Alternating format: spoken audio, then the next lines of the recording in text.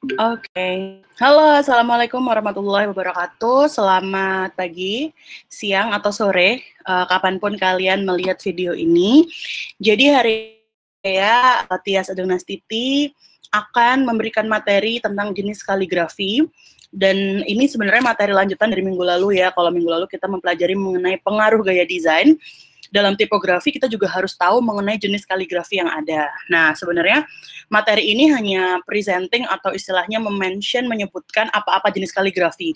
Nanti untuk detailnya teman-teman bisa browsing atau cari-cari sendiri tentang kaligrafi yang nanti saya sebutkan gitu ya. Jadi banyak sekali kaligrafi yang bisa kalian pelajari, tapi beberapa yang ada di PPT kali ini itu mungkin bisa menjadikan referensi bagi teman-teman yang nanti ingin membuat kaligrafi yang serupa kayak gitu. Oke, jadi sebelum kita mengarah lebih jauh mengenai jenis-jenis kaligrafi, ini saya ingin kasih tunjuk bahwa tools atau alat untuk membuat kaligrafi itu ada banyak ya. Kalau sekarang kalian cuma tahu pensil, ballpoint, drawing pen atau kuas gitu ya. Tapi sebenarnya kalau dalam dunia kaligrafi itu banyak sekali macamnya. Ada rolling pen, ada pilot parallel pen, ada pentel brush pen, ada flathead dan lain sebagainya, ada rolling pen. Nah, inilah yang akan menjadi tools atau alat-alat yang akan dilakukan dalam pembuatan tipografi atau kaligrafi, sebutnya kaligrafi tools. Nah, kenapa kok alatnya beda-beda? Ada yang menggunakan brush gitu ya, menggunakan apa tuh namanya bulu-bulu, ada yang menggunakan logam, ada yang menggunakan ujung pena dan sebagainya, karena itu sebenarnya nanti tujuannya untuk bisa menciptakan kaligrafi sesuai dengan stylenya gitu ya, atau sesuai dengan bentuk kaligrafi yang memiliki suatu kekhasan gitu. Nah, hari ini kita akan mempelajari ini ada 1, 2, 3, 4, 5, 6, 7, 8, 9, 10, ada 10 jenis kaligrafi. Saya akan bahas tidak terlalu lama, lebih cepat-cepat, nanti teman-teman secara mandiri bisa mengecek sendiri dan bisa cari tahu sendiri mengenai masing-masing dari jenis kaligrafi ini. Oke? Yang pertama, kita bahas ini adalah kaligrafi rustic. Nah, kalau misalnya teman-teman sudah pernah dengar gitu ya, gaya rustic gitu, gaya yang apa namanya kayak kuno gitu ya, kayak apa tuh namanya klasik. Nah, ini adalah gaya yang disebut dengan gaya rustic. Contohnya bisa kalian lihat di bagian bawah PPT ya. Jadi ini memang kaligrafi atau gaya tulisan yang waktu itu muncul ketika ancient Roman atau masa-masa Yunani kuno kayak gitu. Jadi rustic capitals are similar to Roman square capitals. Jadi dia itu memang mirip-mirip dengan huruf-huruf yang waktu itu banyak di huruf-huruf Yunani, huruf-huruf besar. Memang kalau di rustic itu fokusnya kita kepada huruf alfabet yang besar, tidak ada huruf kecil kayak gitu. Bentuk skripnya teman-teman bisa lihat ya. Jadi bold, sangat bold, stroke-nya sangat bold, kemudian terlihat sih tebal tipisnya gitu ya. Tapi yang jelas memang waktu itu tulisan ini sudah mulai digunakan untuk tulisan yang ada di display. Jadi kalau zaman dulu itu orang ingin menampilkan informasi, itu menggunakan gaya style rustic. Nah, ini saya ada videonya, kita coba putar. Nah, itu dia tuh. Jadi, tools yang dipakai di rustic style kaligrafi ini itu adalah kuas, yang kuasnya itu flat gitu ya, jadi atau disebut dengan flat brush, tapi dia bisa memberikan efek tebal tipis pada stroke tulisan. This alphabet is tall and thin. Nah, kayak gini. It was a way, creating the letters in this shape was a way of saving space. Because of the thinness in through here, a lot of times they would leave out the crossbar on the A, but you can almost see it beginning to be implied right down in here. And I would like you to notice how it is that I've connected that second stroke of the B, because what's going to happen is that after a while, this is going to get sort of relaxed until a point where we end up with a lowercase b or a minuscule B with only the bottom bowl.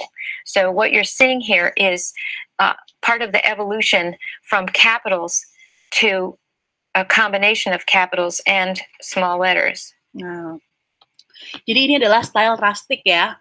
Tebal tipisnya stroke, terasa the Roman capitals, you know them by now, right? Oke. Saya akan lebih percepat ya videonya, nggak. Now it's going to be a little bit weighted. a little bit of Dan memang bisa dilihat dari video ini, quickly. Rustic itu hanya memiliki huruf kapital, seperti tadi saya bilang. Jadi memang ciri khasnya dari kaligrafi Rustic itu, dia unsurnya adalah huruf-huruf besar atau huruf kapital, kayak gitu.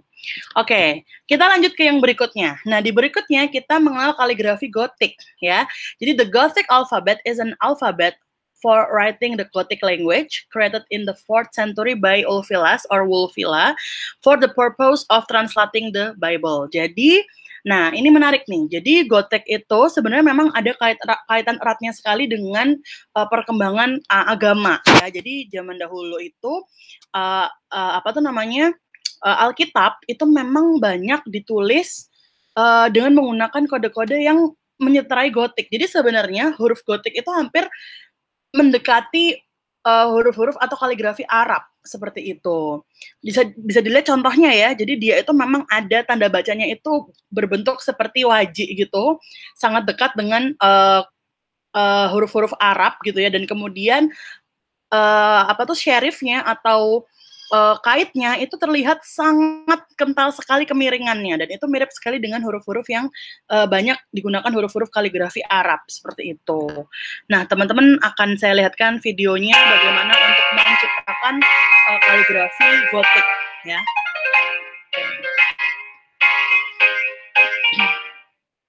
Nah, beda lagi toolsnya. Kalau yang tadi dengan menggunakan flat brush, kalau di Gothic itu menggunakan seperti kayak logam yang lancip dan pipih. Nah, nulisnya pakai tinta. Tintanya itu dicelupkan atau ditempelkan di logam yang pipih itu sehingga nanti dia kayak bikin efek garis rata. Tapi kaligrafer juga bisa menggunakan hanya ujungnya. Jadi kalau mau bikin stroke yang tipis dia pakai ujungnya, kalau mau bikin stroke yang tebal dia pakai penampang dari logamnya itu. Keren banget sih efek yang ditimbulkan dari toolsnya ini. Nah, jadi kalau tadi teman-teman lihat serif yang berbentuk wajik itu sebenarnya itu efek dari adanya toolsnya ini gitu. Nah,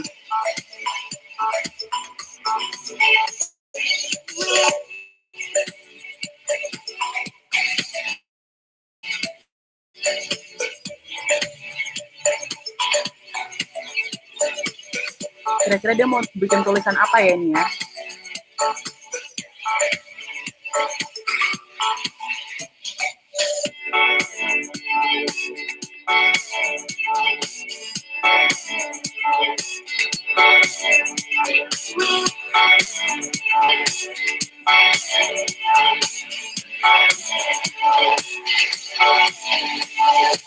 Lihat ya efek-efek yang dia timbulkan dengan menggunakan toolsnya itu bagus banget.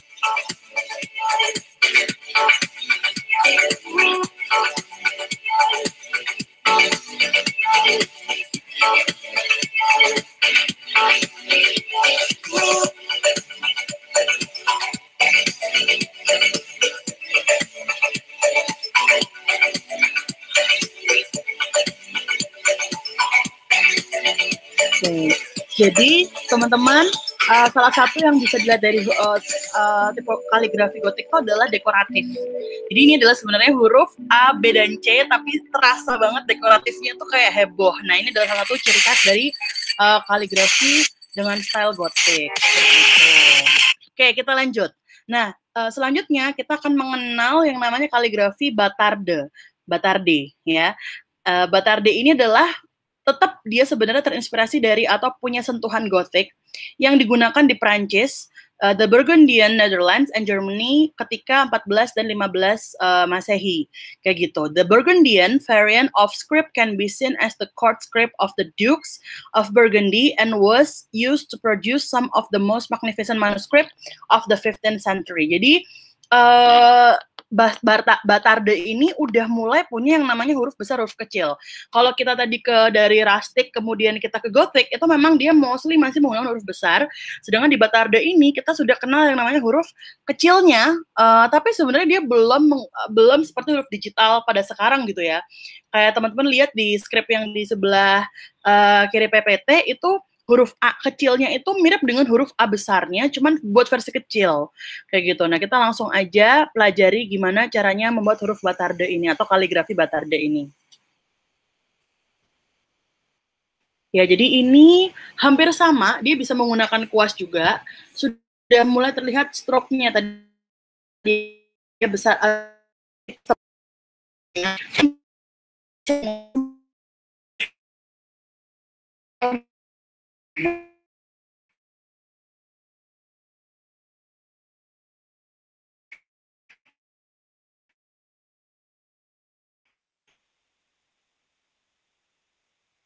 Batardi ini sangat sudah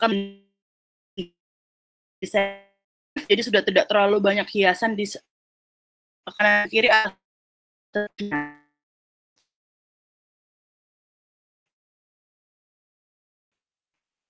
Oke.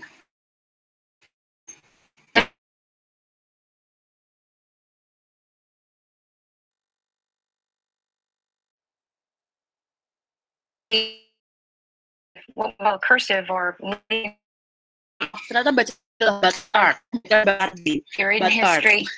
Okay. Basically French. I'm thinking. Oke, next ya. Nanti teman-teman akan saya kasih PPT-nya supaya bisa sambil review juga. Next, kita mengenal namanya italic ya. Atau sekarang memang di dalam dunia digital atau huruf digital, italic ini juga sangat populer. Sama dengan yang kalian pikirkan, jadi dia adalah italic script, also known as Chancery cursive, is a semi-cursive, slightly sloped style of handwriting. Jadi dia seperti yang kita tahu, italic, jadi dia punya struktur yang mirip dengan tulisan tangan, makanya dia agak sedikit tilt gitu ya, miring, atau biasa disebut dengan handwriting, kayak gitu. Oke, kita lihat bagaimana contoh dari kaligrafi atau italic kaligrafi. My name is Martha Lever, and I'm a calligrapher, and I want to teach you to be a calligrapher. In this workshop, we'll be learning the italic letter form, which is the very first letter many hands use. But in this workshop, we will start with the italic letter form, and I'll take you through, then we'll start to use our in a monoline, just with a pencil or a pen, a monoline tool. Then we'll go to a double pencil. That is so fun to use the double pencil. You can paint these in, and that's one way you can get them on a wall. It's a wonderful, this is on the supply list. We'll use this parallel pen. We'll also use zig markers. Jadi saya bantu terjemahkan sedikit. Jadi untuk membuat kaligrafi, itu teman-teman bisa menggunakan bantuan tadi nih, lihat ya di belakangnya ada garis dan juga garis vertikal dan garis horizontal. Jadi kamu bisa buat miring di penampangnya, di garis bantunya, sehingga bisa memberikan efek italic tadi, seperti tulisan tangan atau tulisan tetap bersambung seperti itu. Ini adalah ciri khas dari italic kaligrafi seperti itu. Oke, itu ya untuk italic.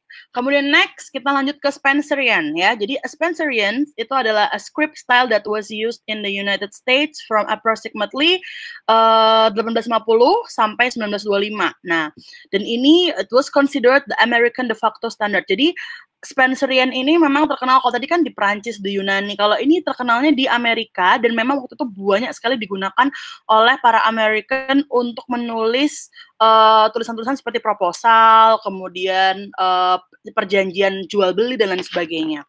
Mostly dia itu hampir mirip dengan italic atau yang tadi ya miring dan seperti handwriting, tapi ini lebih ekstrim stroke-nya. Kita langsung lihat aja. Ekstrimnya itu dalam arti lebih miring dan lebih kayak tulisan yang sangat-sangat kecil gitu, cantik. Kita coba lihat contoh untuk membuat Spencerian kaligrafi. Nah, kalau di dalam italic itu orang-orang sudah mulai menggunakan brush. Kalau di Spencerian ini ada satu tools ini yang dia itu sangat unik. Jadi ujung begitu. Kemudian kalian bisa isi tintanya dari dalam sehingga nanti ada lubang di ujung pennya itu untuk bisa mengeluarkan tinta hitamnya.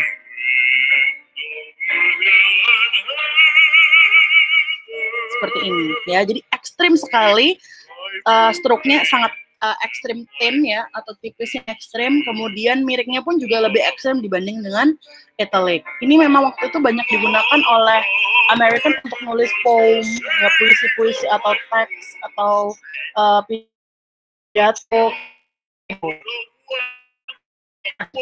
Bayangkan perbedaan dari setiap kaligrafi yang tadi saya sebutkan di awal ya. Extreme thin kayak Spencerian ini ternyata punya ciri khas masing-masing gitu yang menarik.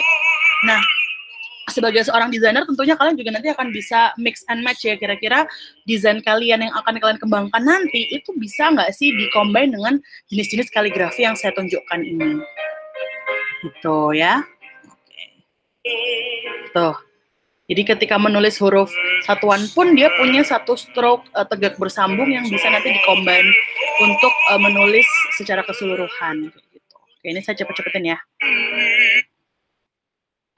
Oke, nah untuk single alfabet ya, ketika nanti mau menulis di awal kalimat, Spencerian ini punya satu bentuk yang dekoratif juga, yang bisa memperindah tulisan dan memperindah naskah lah maksudnya, gitu. Jadi dia bisa didekorasi dengan stroke yang sangat tadi ekstrim thin gitu ya.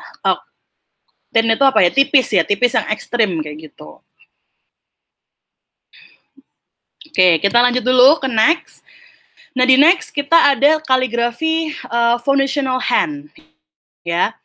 The first foundational hand font was designed by Edward Johnston in the beginning of the 20th century. Apa tuh namanya? 20 Masehi.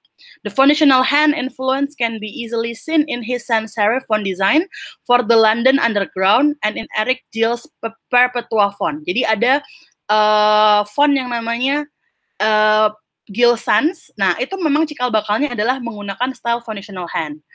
Learning this font is especially important for font designers because it's the one that will give you the basic understanding for the development of Roman typeface. Nah, jadi ini sudah muncul, udah masuk ke era digital font gitu ya. Jadi tebal tipisnya sudah semakin berkurang, tidak terlalu ekstrim seperti sebelum-sebelumnya.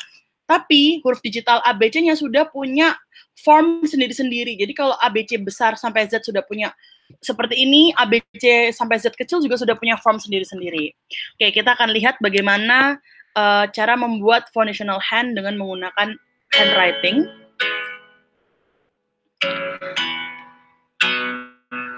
Toolsnya beda lagi. Ini toolsnya hampir mirip-mirip dengan toolsnya Gothic, tapi penampangnya itu lebih kecil, nggak terlalu sebesar yang tadi. Dan di sini orang-orang sudah sangat menyukai keteraturan, dalam artian kalau misalnya dia bentuknya itu geometri gitu ya, misalnya kayak O itu sudah sangat perfect gitu. Ya, hurufnya, lingkarannya, kemudian ukurannya, width-nya itu sudah proporsional kayak gitu.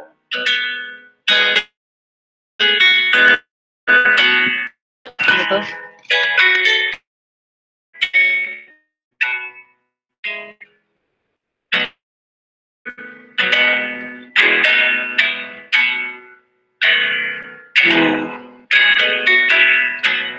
Oh ya, yang tanya, Bu, ini chatnya itu apa ya? Sebenarnya sih kalau masalah chatnya tuh untuk membuat kaligrafi itu bebas gitu ya. Cuman memang paling enak untuk mengambil tebal tipisnya stroke itu memang paling enak menggunakan cat air atau yang water base. Kalau pakai yang oily base itu jadi susah kan, karena dia sangat jadi gas dia tidak bisa kalau memang mau paling enak adalah menggunakan Cina cat apa yang Cina itu biasa juga dipakai tinta Cina itu biasa juga kayak gitu. Nah, jadi ini contoh dari foundational hand. Jadi teman-teman bisa lihat sendiri di video lengkapnya, saya akan kirim ke Oke. Nah, ini yang menarik, ini adalah rolling pen. Jadi namanya aja rolling pen, nama kaligrafinya hampir sama juga, bukan hampir sama juga dengan rolling pen, menggunakan pen yang dia istilahnya dalamnya itu sebenarnya berbentuk runcing di kanan kiri gitu ya, dan penggunaan kuasnya hampir sama seperti batar tadi. Jadi dia digesek dengan ujung dari pennya itu. Nah, contohnya seperti apa? Oh, mana ya rolling pen? Kok nggak ada contohnya videonya ya? Nanti saya akan oh ini, maafkan saya.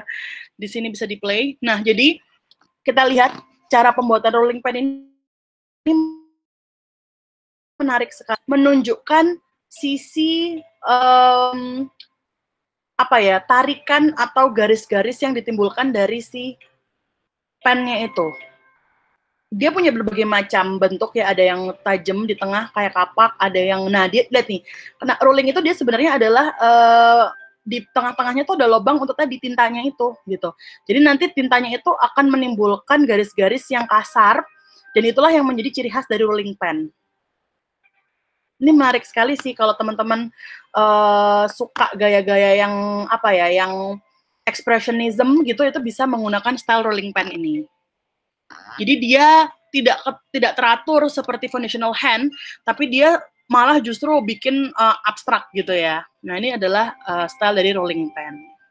Oke, nah nih contoh-contohnya ya. Kelihatan gitu, ketidaksempurnaannya tuh justru terlihat, dan itulah yang menjadi ciri khas dari rolling pen. Nah, terus kalau teman-teman misalnya tanya, Bu, gimana ya Bu kalau misalnya dalam rolling pen itu kita mau menggunakan multicolors gitu. Misalnya saya nggak mau pakai warna hitam semua. Nah, jadi kalau di rolling pen itu, warna itu bukan sesuatu yang wajib. Kalian bisa, misalnya mau pakai warna hitam dan merah gitu ya. Tintanya tuh emang kalian akan ulang-ulang celup di dalam warna merah gitu. Kayak warna yang ada mix colornya gitu lah. Jadi langsung habis dari hitam, langsung di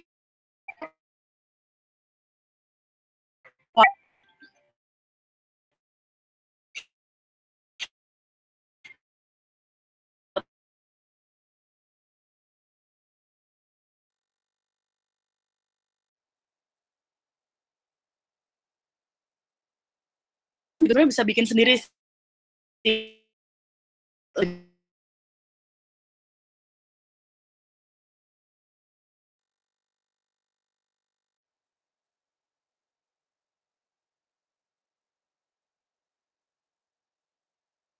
Ini hampir sama 40 dan sedikit pada gaya-gaya goth ya. Bagaimana chisel brush itu, apa toolsnya sama dengan pen? Dia sebenarnya kuasnya toolsnya adalah kuas atau yang menggunakan brush kayak gitu.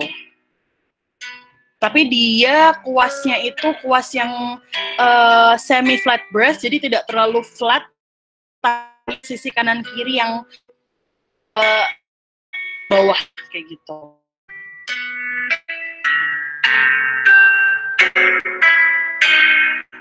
Oke, jadi di dalam chisel brush kita istilahnya style yang ditimbulkan itu sudah lebih rapih dibandingkan dengan style-style sebelumnya.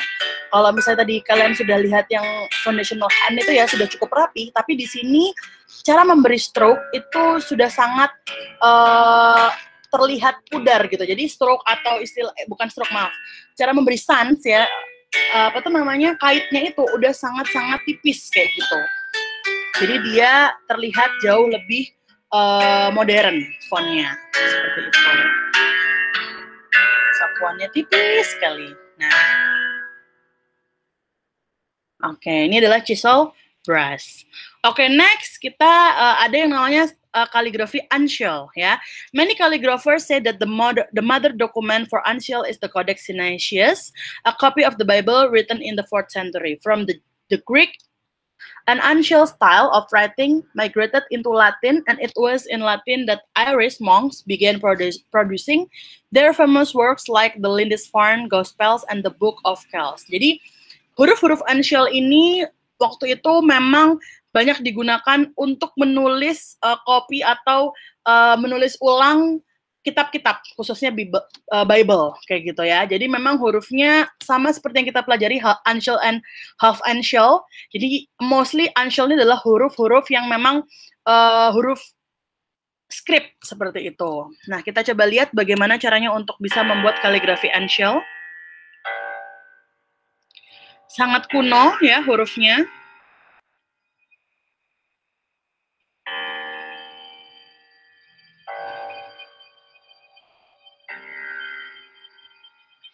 Jadi dia punya berbagai macam bentuk ya. Jadi dia bisa stroke-nya lebih tebal atau lebih tipis seperti itu. Tools-nya masih sama menggunakan brush, tapi dia lebih kecil dibandingkan dengan brush-nya font sebelumnya. Lihat, antara huruf A, B, C, dan D, besarnya sama ya. Beda dengan huruf digital yang D-nya tuh mungkin punya ascender lebih tinggi kayak gitu. Atau mungkin huruf B-nya tuh punya ascender, tapi dia semuanya sama. Semuanya dianggap huruf kapital di sini. Oke, saya percepat ya. Nah, jadi ascender dan descendernya tidak terlalu terasa karena ini memang masih masuk ke huruf-huruf Roman Yunani kuno gitu. Oke, ini adalah huruf uncial atau kaligrafi uncial. Nah, kemudian kita berlanjut ke huruf Arabic style ya. Jadi the Arabic script is a writing system used for writing several language of Asia and Africa. Jadi memang mostly munculnya itu banyak di Afrika atau Asia kayak gitu. In most cases the letters transcript consonants or consonants and a few vowels. So most Arabic alphabets are abjads. Jadi banyak yang memang mungkin nggak paham tentang apa itu Arabic, tapi sebenarnya Arabic itu ada bahasanya sendiri gitu ya. Tapi sebenarnya kita yang sekarang ingin merubah huruf digital menjadi huruf Arabic itu bisa menyesuaikan dengan huruf atau style Arabic script seperti itu. Langsung saja kita lihat contoh dari Arabic script seperti apa. My name is Taha. Ada ciri khas yang bisa kalian pelajari dari Arabic script. Tentu yang pertama paling terlihat adalah dekoratif. Kemudian dia ada dekorasi-dekorasinya pastinya. Tebal tipis stroke-nya juga terlihat gitu ya.